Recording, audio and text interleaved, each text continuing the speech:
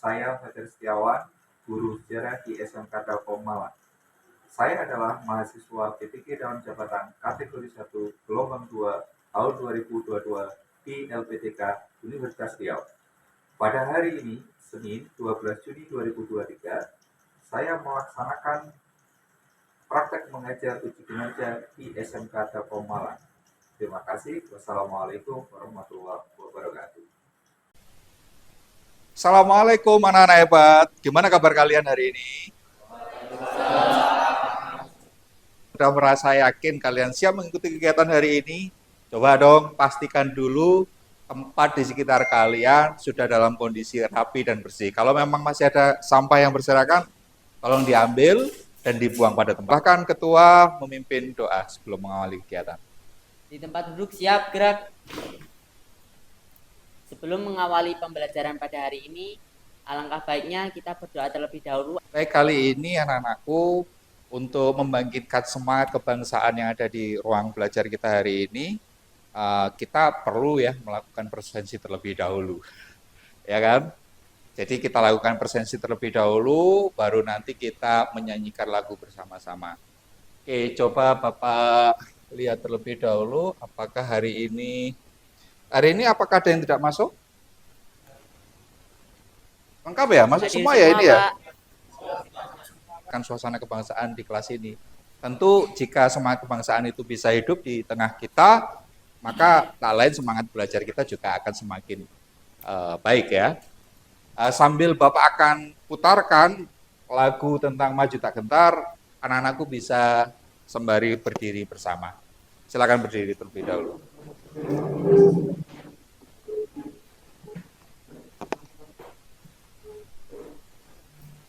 Ya, kita mulai ya.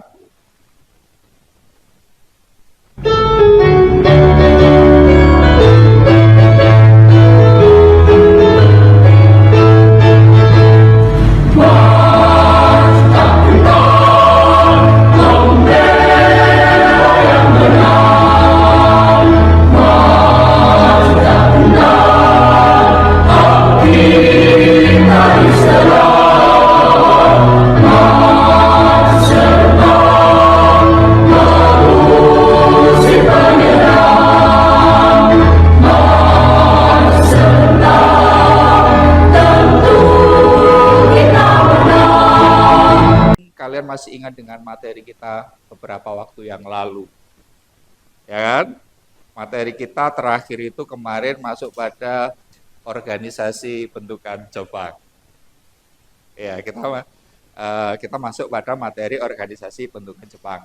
Kira-kira adakah yang masih ingat organisasi bentukan Jepang saat itu organisasi apa saja? Siap, saya izin. Silakan Mbak Afifah. Jadi minggu lalu kita belajar tentang organisasi bentukan Jepang yang ada 2 jenis, yaitu organisasi di semi militer dan militer. Oke, bagus. Beri aplaus dulu untuk Mbak Afifah. Bentar. Oh ya, anak-anakku, materi kita minggu yang lalu, ini ada beberapa contoh foto-foto yang bisa kita lihat bersama. Mungkin dari beberapa di antara kalian nanti bisa mengomentari foto atau gambar yang ada di depan kita bersama. Oke. Kira-kira apa pendapat kalian tentang foto ini? Silakan. Tadi sepertinya Mas Bagas ini mau menyampaikan. Silakan Mas Saya Bagas. Bagasena izin menjawab. Silakan. Saya Bagasena izin menjawab. Itu gambar tokoh-tokoh dan perlawanan penjajah. Oke, bagus. Terima kasih Mas Bagas. Beri aplaus dulu untuk Mas Bagas. Kira-kira anak-anakku, seperti apa reaksi kalian terhadap foto tadi? Silakan Mbak Alia. Wah, semangat sekali ya. Ini bukti kalau lagu tadi itu tidak hanya menghidupkan semangat kebangsaan di dalam kelas ini, tapi juga membangkitkan semangat belajar kita hari ini. Luar biasa. Beri aplaus untuk Mbak Alia. Oke, silakan Mbak Alia. Gimana Mbak Alia? Saya ingin menambahkan Pak, setelah melihat foto dan gambar tersebut, kami dapat merasakan bagaimana atmosfer suasana perang pada saat itu. Seperti itu, Pak. Oke, bagus. Terima kasih Mbak Alia. Beri aplaus untuk Mbak Alia. Ini yang terakhir. Kira-kira kalau tadi Mbak Alia mencoba menceritakan bagaimana reaksi orang-orang pada saat itu, bagaimana dengan reaksi kalian saat ini? Apakah sama kira-kira? Mbak, adakah yang bisa? Saya Pak, Oh, silahkan Mas Tori. saya juga ingin menjawab bahwa reaksi rakyat saat itu tentu kecewa dengan Jepang karena sudah diberikan harapan palsu dan janji manis. Namun yang dirasakan adalah penderitaan. Oke, terima kasih. Beri aplaus dulu untuk Mas Tori. Maka Bapak akan mencoba menjelaskan bahwa tujuan daripada kegiatan atau pertemuan kita hari ini adalah harapannya dengan model pembelajaran problem based learning, nantinya anak-anakku ini nanti bisa menganalisa seperti apa latar belakang perlawanan rakyat atas pendudukan yang dilakukan oleh Jepang. Tentu ini tidak bisa kita hindari bahwa rakyat melakukan perlawanan pasti ada latar belakang yang menyebabkan perlawanan itu terjadi terhadap pendudukan Jepang di Indonesia. Di samping itu nanti harapannya adalah kalian juga bisa membedakan apa persamaan dan apa perbedaan dari strategi perlawanan yang dilakukan oleh rakyat terhadap pendudukan Jepang. Lah nanti perlu Anda diskusikan bersama kelompok kalian. Tapi untuk lebih mendalam, seperti apa sih suasana pada masa pendudukan? Walaupun kita saat ini belum pernah ya hidup di zaman Jepang ya. Mungkin kita hanya bisa bernostalgia dengan foto-foto yang tadi kita sempat lihat ya. Tapi minimal kita biar tahulah bagaimana. Kita lihat dulu ya. Memaksa rakyat, terutama para petani, untuk mengerjakan berbagai hal. Mulai dari terjun ke medan perang, membangun berbagai benteng, penjara, dan lain sebagainya. Para pekerja Romusa direkrut dengan paksa. Setiap kepala daerah harus menyetorkan data laki-laki usia produktif. Setelah itu, mereka akan dipanggil untuk menjadi Romusa. Saat panggilan datang, keluarga harus merelakan mereka, karena seringkali para pekerja tersebut tidak kembali lagi ke rumahnya. Setelah menjadi Romusa, mereka akan diberi pakaian atau seragam berupa karung goni yang berkutu. Saya pikir videonya cukup lama, tapi minimal kalian sudah bisa menyimak bagian-bagian mana sehingga nanti berakibat pada rakyat itu melakukan perlawanan, ya kan? Rakyat itu melawan di berbagai daerah sebagai akibat pendudukan yang dilakukan oleh Jepang di Indonesia. Nah, nanti sebelum kita lanjutkan pada kegiatan diskusi kelompok, memang ada baiknya saya ingin kalian bisa menyampaikan hasil identifikasi kalian terlebih dahulu terkait dengan video yang baru saja Bapak sampaikan. Kiranya siapa yang ingin menyampaikan hasil identifikasi ya? Nama saya Muhammad Aufa. Oke. Saya mau tanya Pak, apa alasan Jepang melakukan hal tersebut sehingga menyengsarakan rakyat Indonesia? Oke, bagus. Apa alasan Jepang melakukan penindasan yang begitu kejam terhadap orang pribumi, rakyat Indonesia saat itu? Oke, silakan Mbak Izel, silakan. Saya izin membantu menjawab. Jadi kenapa sih Jepang melakukan itu terhadap bangsa Indonesia?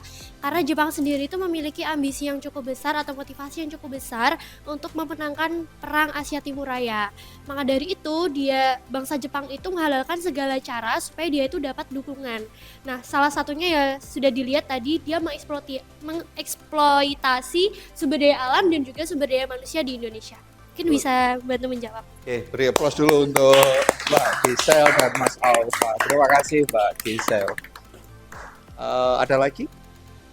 Ya memang kalau kita bicara kenapa Jepang melakukan kekejaman yang begitu dahsyat kepada rakyat kita, tidak lain ya seperti apa yang disampaikan oleh Mbak Gisel. Karena tujuan mereka sebenarnya yang paling pokok, yang paling utama itu adalah menang. Ya kan?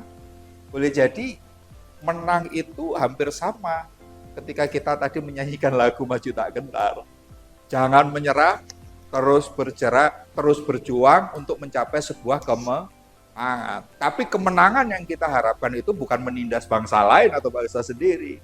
Tapi kemenangan yang dimaksud di sini, apalagi kalau kita seorang pelajar, ya terus belajar, semangat belajar, sampai mencapai apa yang kalian impikan, apa yang kalian cita-citakan. Kalau kita bicara hari ini, ya terus belajar sampai mencapai tujuan pembelajaran kita hari ini itu betul-betul terlaksana dengan ini. Nanti Bapak akan coba bagikan LKPD kepada kalian, yang nantinya di dalam LKPD ini akan berisi problem atau permasalahan yang perlu dicarikan solusinya, ya, sesuai dengan kelompok yang sudah yang nantinya bakalan dibentuk. Oke, untuk lebih mudahnya daripada noise, gaduh, nggak teratur, lebih baik mending kelompok ini kita bagi menjadi 4 kelompok. Saya pikir kalian ini sudah duduk sesuai dengan kelompok kalian masing-masing ya. Ini sudah ada 4 kelompok. Nggak menjadi kesulitan lah ya, daripada nanti kalian harus mencari ini dan itu. Seperti ini aja lah, lebih singkat, lebih praktis dan lebih mudah. Itu ya. Oke, kelompok kita bagi menjadi 4. Nanti untuk kelompok pertama itu nanti bagiannya menceritakan perlawanan rakyat di wilayah Sumatera, ya. Nah, nanti untuk kelompok 1 ya. Terus untuk kelompok 2 itu nanti ada di wilayah Jawa, khususnya Singaparna ya, Singaparna Tasikmalaya. Nah, nanti kelompok 3 sini kelompok 3 ya, Kalimantan sama perlawanan rakyat Kalimantan sama Papua. Oke. Dan yang kelompok terakhir mungkin nanti kelompoknya Mbak Gisel aja ya, yang kelompok 4 ya, yang persamaan dan perbedaan strategi perlawanan rakyat terhadap pendudukan Jepang di Indonesia. Ini tuh ya. Langsung saja kalian sambil menunggu LKPD saya bagikan, silahkan diskusi ringan terlebih dahulu. Ini LKPD-nya. Silahkan gunakan LKPD ini untuk mendiskusikan permasalahan sesuai dengan harapan kita dari tujuan yang kita capai hari ini. Latar belakang sama-sama. Latar belakang sekaligus persamaan perbedaan dari strategi perlawanan yang dilakukan oleh rakyat kita.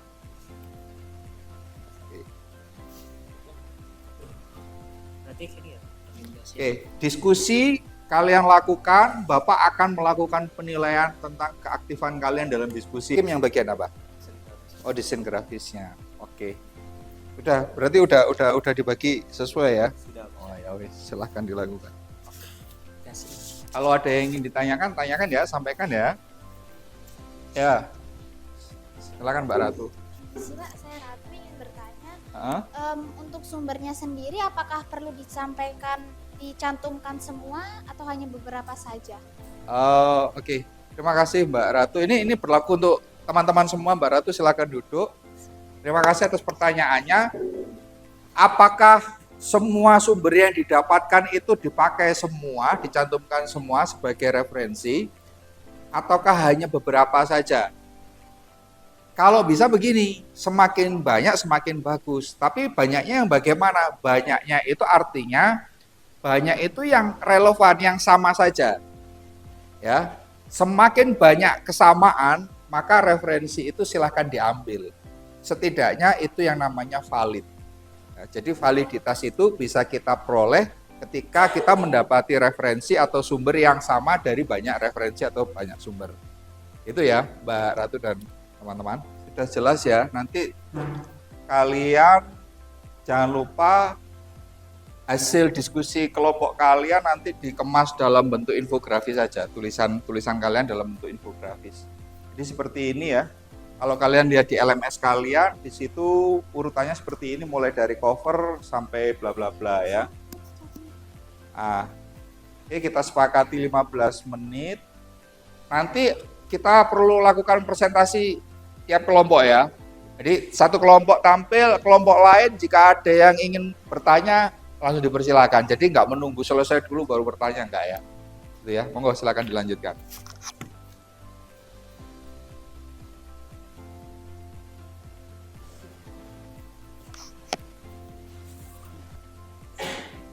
Semuanya ngomong atau salah satu nanti perwakilan? Oh, dibagi ya? Oh.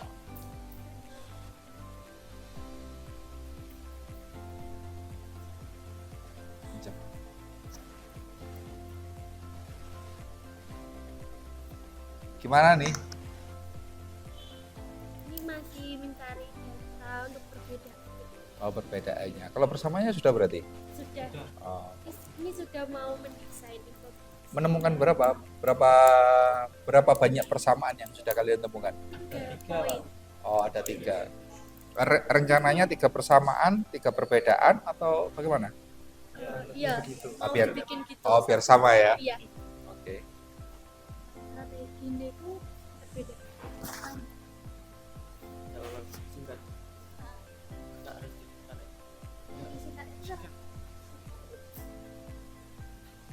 Nanti dibagi empat-empatnya nanti menyampaikan atau hanya perwakilan saja? Oh, memangnya menyampaikan. Sudah sampai mana ini? Papua atau Kalimantan atau apa ini? Oh, sudah selesai. Oh, sudah Papua. Kesulitannya di mana? Di angka tahun kah? Anunya agak Oh, iya. Ya, emang kecenderungan untuk bukti sejarah di wilayah bagian timur itu atau di luar wilayah Jawa itu memang agak susah kali ya. Mungkin sejarah Indonesia itu lebih ke arah itu ya, Java sentris ya. Jadi sudah ya alhamdulillah. Emang harus sabar ya. Yang namanya pelawan itu harus sabar supaya bisa menaklukkan pendudukan Jepang. Oke, silakan dimulai kelompok pertama. Assalamualaikum warahmatullahi wabarakatuh. Waalaikumsalam warahmatullahi wabarakatuh. Kami dari kelompok pertama akan membahas perlawanan rakyat Sumatera, lebih tepatnya Aceh terhadap Jepang. Saya Najwa Mausili. Saya Adonis Ramadana Nurmansyah. Saya Aldo Brilian Irianto. Saya Alvin Imawan Santosa. Jadi perlawanan terbuka yang melatar belakangi oleh alasan agama untuk pertama kalinya terjadi di Aceh. Hanya 8 bulan setelah beberapa tokoh setempat membantu kemudian bagi Jepang masuk ke daerah mereka. Kemudian bersama dengan sebagian muridnya, Abdul Jalil menyingkir ke Belang Kampung Tengah. Tempat ini pun diserbu Jepang pada tanggal 13 November tahun 1942. Dalam penyerbuan ini, Tengku Abdul Jalil dan 19 orang pengikutnya tewas, sedangkan 5 orang lainnya tertangkap. Baik, begitu presentasi dari kelompok kami. Untuk selanjutnya, apakah ada pertanyaan dari teman-teman sekalian? Ya, silakan dibawa.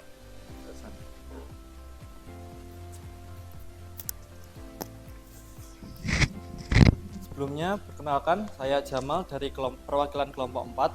Saya izin bertanya, pelajaran apa yang dapat diambil dari perlawanan penduduk Aceh terhadap pendudukan Jepang? Sekian, terima kasih. Baik, terima kasih atas pertanyaan yang telah disampaikan oleh Jamal. Izinkan saya menjawab pertanyaan dari Mas Jamal. Nilai yang dapat dipetik dari perlawanan rakyat Aceh terhadap pendudukan Jepang sendiri adalah kita sebagai bangsa Indonesia harus melawan yang namanya penjajahan dan terus melawannya pantang menyerah.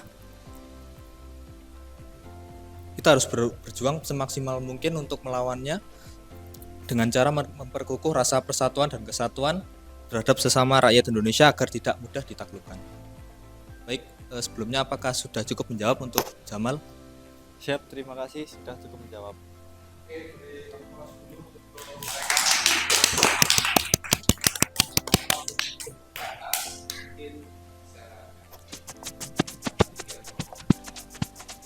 Baik, sekian presentasi dari kelompok kami. Apabila ada kurang lebihnya, mohon maaf. Wassalamualaikum warahmatullahi wabarakatuh. Waalaikumsalam warahmatullahi wabarakatuh. Sebelumnya izinkan saya memperkenalkan diri. Kenalkan, nama saya Muhammad Fahmi Hakim. Saya perwakilan dari anggota kelompok 2. Untuk anggota kelompok terdiri dari saya, Hakim, Fahril, Afiftah, dan Bagasena.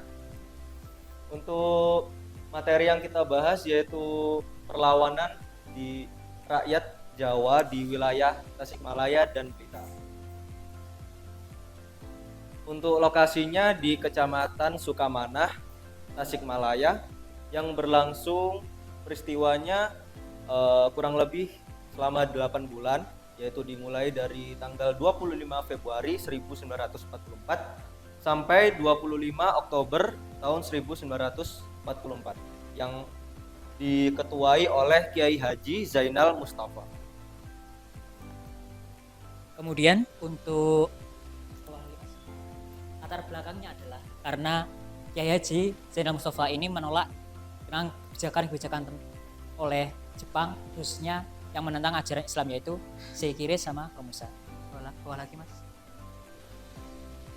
Nah, Kiai Zainal Mustafa ini pada prosesnya membentuk sebuah pasukan sendiri, yaitu namanya adalah Pasukan Tempur Sukamanah yang dipimpin dengan Ajengan Najimuddin, dan akhirnya melakukan pertempuran kurang lebih 1 jam di kampung Sukamanah. Bawah lagi. Hasil dari pertempuran ini yaitu kalahnya pasukan Zainal Mustafa karena kurangnya persiapan dan kalahnya senjata mereka, yang akhirnya menyebabkan meninggalnya Kiai Haji Zainal Mustafa dan pasukannya.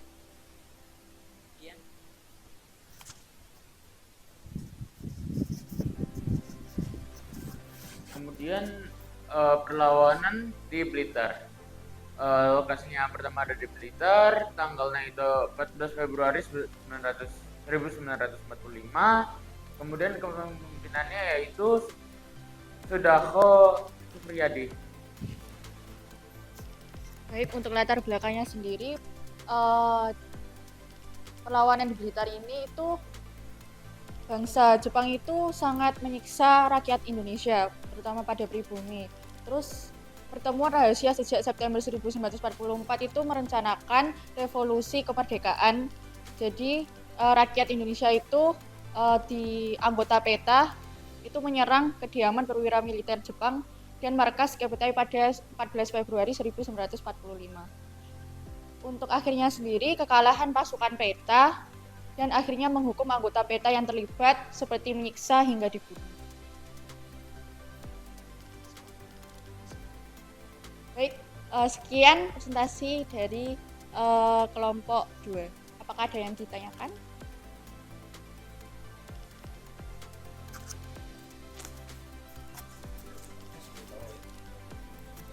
Saya Aufa dari kelompok 3 izin bertanya, bagaimana sih strategi perjuangan yang digunakan oleh Kiai Haji Zainal Mustafa dan Supriyadi dalam melakukan perlawanan terhadap kekejaman pendudukan Jepang di Jawa? Baik. Terima kasih atas pertanyaannya Aufa. Saya izin menjawab. Untuk strategi yang dilakukan perlawanan di Indonesia tentu sudah terkenal sekali ya, apalagi yaitu teknik gerilya. Dan dengan teknik ini Jepang, mohon maaf, Kiai Haji Zainal Mustafa dan tentunya pasukan PETA yang dipimpin Supriyadi tadi lawan Jepang, yang meskipun akhirnya mereka kalah juga. Seperti itu. Apakah sudah cukup? Terima kasih sudah menjawab. Yes, sama-sama. Oke, mungkin itu dulu, silakan diakhiri. Sekian presentasi dari kelompok kami. Mohon maaf apabila ada kesalahan kata atau kurangnya. Wassalamualaikum warahmatullahi wabarakatuh. Waalaikumsalam warahmatullahi wabarakatuh. Beri aplaus untuk teman-teman yang presentasi. Akan mempresentasikan perlawanan rakyat Kalimantan dan Papua. Langsung saja, di latar belakangnya perlawanan rakyat Kalimantan Nah, apa sih latar belakangnya? Yakni ingin melepaskan diri dari belenggu Jepang yang memiliki kebijakan kerja paksa. Para pemuda dipaksa membawa balok kayu besar. Adanya pemukulan dilakukan oleh pengawas Jepang dan tindakan tidak manusiawi yang dilakukan saat Romusa. Nah, untuk perlawanan dari Kalimantan ini sendiri dipimpin oleh Pangsuma. Pangsuma ini adalah seorang tokoh pejuang kemerdekaan Indonesia yang bergeliat di Kalimantan Barat. Lalu, kapan sih perlawanan ini terjadi?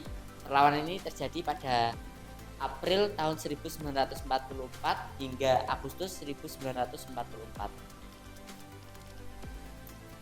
Oke, untuk selanjutnya adalah perlawanan Papua. Penyebab utama salah satu perlawanan yang terjadi di Papua ini adalah penderitaan yang dirasakan oleh rakyat Papua saat ini. Seperti saat pekerja Romusa itu dibully, dianiaya, dan bahkan yang lebih ngerinya itu dia itu dijadikan budak belian. Nah, karena banyaknya tindakan yang tidak manusiawi yang dilakukan oleh Jepang, maka akhirnya rakyat Papua memutuskan untuk angkat senjata melawan pasukan Jepang. Jadi untuk tokoh pemimpin yang untuk kejadian perlawanan rakyat Papua ini dipimpin oleh Silas Papare dan Lukas Rum Korem. Sedangkan untuk timeline perlawanan rakyat Papua ini terjadi di antara tahun 1943 dan di wilayah Papua ini diawali dengan berdirinya organisasi Koeri di Biak yang dipimpin oleh Silas Papare dan Lukas Rum Korem tersebut. Sekian. Baik, sekian presentasi dari kelompok kami. Silahkan jika ada pertanyaan.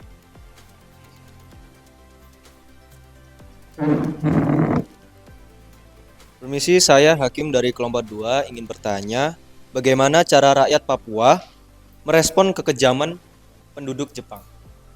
Sekian, terima kasih.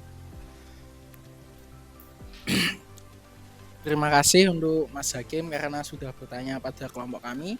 Perkenalkan, saya Rizal, izin untuk menjawab. Pertama, pendudukan Jepang di Papua ini tidak lepas dari yang sudah digembur-gemburkan dari awal adalah keinginan Jepang untuk menang di Perang Asia Raya atau lebih dikenalnya ini Perang Pasifik. Ya, itu seperti yang saya jelaskan tadi. Karena perlakuan tidak manusiawi kepada SDM untuk mengambil SDA-nya di Papua, akhirnya itu angkat senjata. Dan salah satu perlawanan yang terkenal ini Perang Koreri yang dilakukan oleh Lukas Rum Korem dan perlawanan yang dilakukan oleh Silas Papare. Nah, perlawanan ini nih menjadi ujung tombak rakyat Papua untuk melakukan istilahnya ini usaha kemerdekaan. Lah karena perlawanan yang dilakukan, akhirnya Papua ini menjadi salah satu daerah yang dapat lepas lebih awal daripada daerah yang lain. Sekian, terima kasih.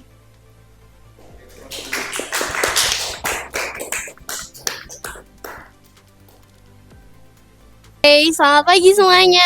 Assalamualaikum warahmatullahi wabarakatuh. Waalaikumsalam warahmatullahi wabarakatuh. Oke, kami dari kelompok 4 di sini akan membahas mengenai perjuangan dalam perlawanan pendudukan Jepang. Dari tadi kan kita udah bahas nih mengenai perjuangan bangsa Indonesia, tentunya rakyat Indonesia. Nah, pastinya kita harus semangat dong. Tadi kan openingnya udah nyanyi Maju Tak Gentar, masa nggak semangat? Ini terakhir loh. Oke, kita mau tes dulu ya semangatnya. Semangat pagi! Pagi! Oke, kayaknya udah semangat. Kita langsung aja ke materinya. Tapi sebelum itu aku mau kenalin dulu nih kelompok anggota dari kelompok 4. Oke, kenalin aku Gisel. Dan ini ada Faros. Saya Torik. Saya Jamal. Oke, langsung aja kita akan bahas singkat mengenai masa pendudukan Jepang di Indonesia. Perjuangan dalam perlawanan pendudukan Jepang. Masa pendudukan Jepang di Nusantara yang saat itu masih bernama Hindia Belanda dimulai pada tahun 1942 dan berakhir pada tanggal 17 Agustus 1945 seiring dengan proklamasi kemerdekaan Indonesia.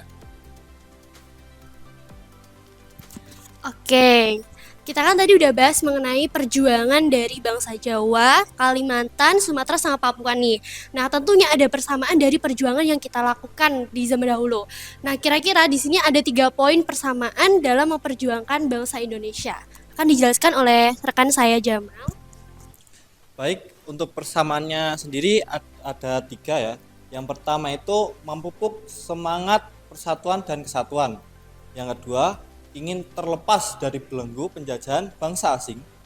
Yang terakhir dan yang ketiga, mewujudkan visi misi Indonesia Merdeka. Tentunya, karena kita tadi kan bahas lumayan banyak tuh gimana sih strategi dari beberapa daerah. Tentunya beragam ya. Di sini juga kita memaparkan perbedaan-perbedaan. Baik, itu tadi merupakan pemaparan mengenai persamaan serta perbedaan perjuangan rakyat Indonesia untuk menghadapi penjajahan dari bangsa Jepang. Kira-kira apakah ada pertanyaan dari teman-teman sekalian mengenai materi yang kami paparkan?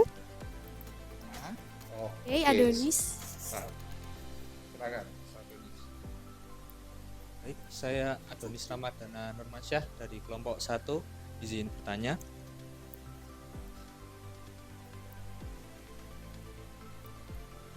Apa dampak dari penggunaan strategi perjuangan kooperatif dan non kooperatif yang digunakan rakyat pada waktu itu? Baik, Oke, terima kasih Adonis. Izinkan saya, Gisela, selaku perwakilan dari kelompok 4 untuk menjawab pertanyaan kamu. Nah, ini sudah kami jelaskan ya sebelumnya di poin nomor 2 dan nomor 3 bahwa strategi dulu itu ada 2 strategi nih, namanya kooperatif dan non kooperatif. Kooperatif itu apa sih? Jadi kooperatif itu adalah strategi yang dilakukan oleh rakyat Indonesia tapi itu tidak kentara atau tidak terlihat. Jadi hal ini juga menjadi peluang bagi pemimpin bangsa agar dapat meminimalisir jumlah korban sebab tidak terlalu berat peragannya. Hal ini juga sebagai bentuk untuk menghadapi organisasi bentukan Jepang. Nah, biasanya strategi kooperatif ini disebut sebagai strategi yang bersifat moderat. Nah, kalau non kooperatif itu berarti kebalikannya ya. Dia itu strateginya terlihat, jadi bisa memicu amarah dari saingan atau dari bangsa Jepang ini. Nah, biasanya non kooperatif ini bersifat radikal. Mungkin sudah menjawab? Baik, terima kasih sudah cukup menjawab bagi kelompok saya. Oke, makasih ya Denis. Oke, sekian dari presentasi kelompok 4. Mungkin ini bisa menjadi motivasi kita semua agar memperjuangkan bangsa Indonesia. Oke, terima kasih sekian dari kami. Wassalamualaikum warahmatullahi wabarakatuh. Waalaikumsalam warahmatullahi wabarakatuh. Beri aplaus dulu untuk kelompok terakhir. Luar biasa, sangat semangat sekali ya kelompok terakhir ini. Memang yang namanya kelompok terakhir ya memang harus semangat, tetap semangat ya. Ya, menyerah pada perdagangan Jepang. Mungkin itu anak-anakku yang sudah kita diskusikan bersama. Kesimpulannya apa kira-kira? Kemampuan, pemahaman, kefahaman kita terhadap apa yang sudah kita pelajari, diskusikan, presentasikan bersama, memang tidak ada salahnya kalau kita belum melakukan semacam sebuah evaluasi ya, post-test, kegiatan post-test. Nah, ini kita lakukan bersama-sama supaya ini nanti hasilnya pun juga tidak jauh dari harapan lah, karena kita sudah dari tadi sudah mendiskusikan ya. Intinya yang perlu diingat dari kesimpulan yang sudah disampaikan oleh Mbak Gisel tadi bahwa rakyat melakukan perlawanan itu pasti ada latar belakang. Nah, perlawanan rakyat di berbagai wilayah di Indonesia berbeda-beda karena belum ada satu konsolidasi yang sifatnya nasional. Nah, inilah sebenarnya hasil diskusi yang kita lakukan mulai dari awal hingga menjelang akhir. Perlu adanya semacam evaluasi post-test untuk melihat sampai sejauh mana pemahaman kalian, kefahaman kalian terhadap hasil diskusi kita. Oleh karenanya, silakan kalian bisa menggunakan handphone, bisa menggunakan laptop, kalian menggunakan kode ini, kalian masuk ke Kahoot, gunakan PIN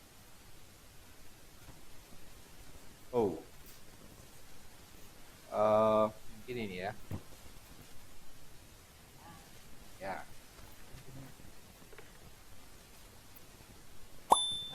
ini ya, sorry. 841. Berarti harus diupdate, Rek. 841 3740. Oke, sudah?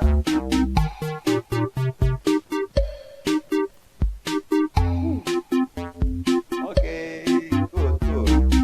Wah, ini ada pemburunya juga ini ya. Gator. Yo.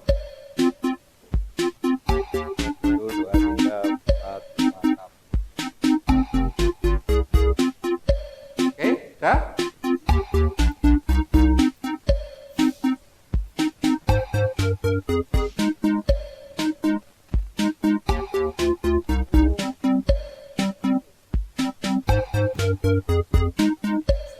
Udah ya? Kita mulai ya. Oke. Ini.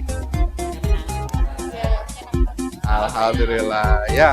Mudah-mudahan kita semakin semangat untuk terus belajar, terutama belajar tentang sejarah Indonesia. Baik, kali ini anak-anakku akan Bapak sampaikan siapa saja atau kelompok mana yang menjadi kelompok terbaik dalam kegiatan kita hari ini.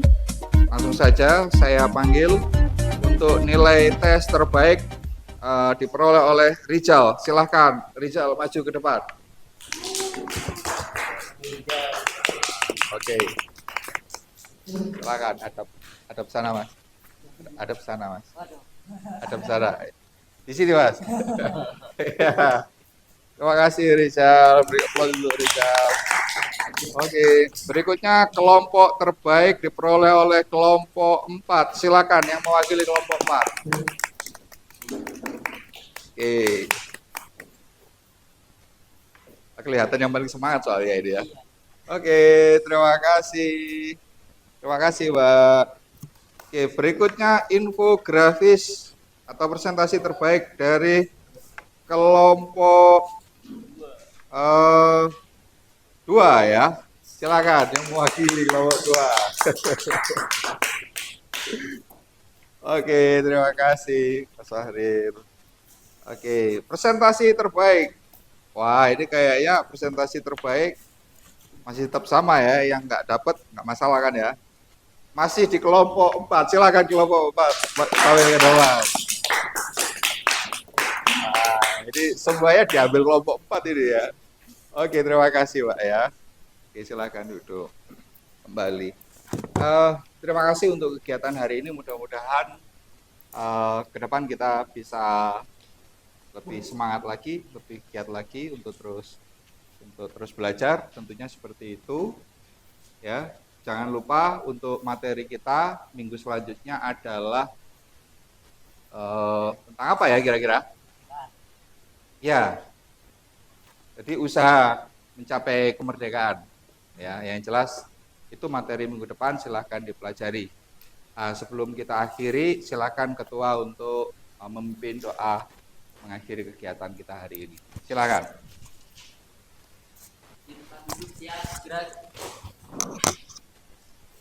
Sebelum mengakhiri pembelajaran pada hari ini, agar kita dapat memetik manfaat dari pembelajaran yang ada, berdoa menurut keyakinan masing-masing. Berdoa mulai.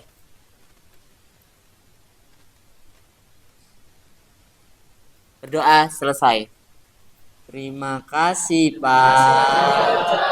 Sama-sama, terima kasih. Saya akhiri. Assalamualaikum warahmatullahi wabarakatuh. Waalaikumsalam warahmatullahi wabarakatuh. Semangat pagi. Pagi.